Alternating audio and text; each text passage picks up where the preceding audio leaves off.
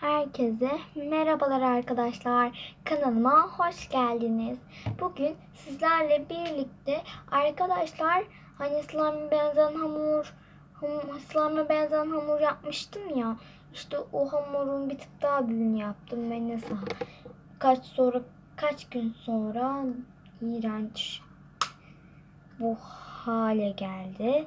Sizin için dokunacağım ben.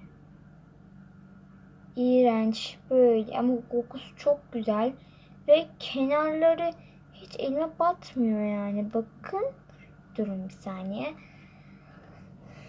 Bakın kenarlarına bir bakın. Bir saniye, ben göremiyorum bir de.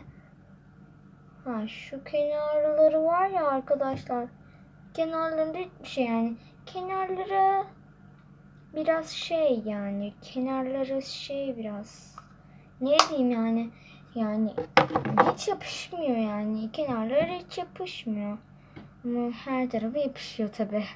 Neyse arkadaşlar, kanalıma hoş geldiniz. Bugün sizlerle birlikte arkadaşlar slime aldım 5 TL'ye. Bu arada arkadaşlar biz düğüne gitmiştik. Neden bu kadar süslüsün? Neden böyle elbise giydin? Neden makyaj yaptın? Arkadaşlar makyajlarım gitti. Biz düğüne gitmiştik. Sonra geldik. Düğünde bu satılıyordu. Slime 3 tane. Ben de mor sevdiğim için mor aldım. Sonra da sonra da 5 liraydı bu arkadaşlar saçım. Arkadaşlar bu 5 liraydı. Ben de aldım. Sizin için oynayacağım. Bir rahatlayacağız. Ay şu bakayım. Saçım ne kadar kısa. Neyse, onun zaman değil. Şimdi slime ile oynayacağız diyeceğim ama nasıl oynayacağız? Ben telefonu ne yapacağım arkadaşlar biliyor musunuz? Kamerayı kamera diyorum. Telefonu ayarlayacağım. 1, 2, 3. Geliyorum. Geldim arkadaşlar. Şimdi slime'la sizi yalnız bırakıyorum.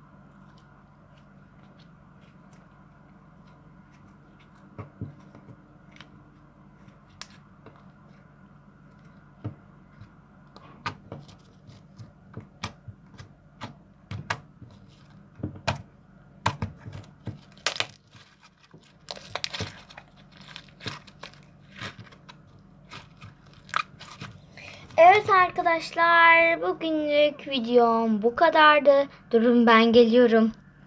Geldim arkadaşlar. Şimdi arkadaşlar bugünlük videom bu kadardı. Kanalıma like ve abone tuşuna basmayı unutmayın. Ve görüşürüz.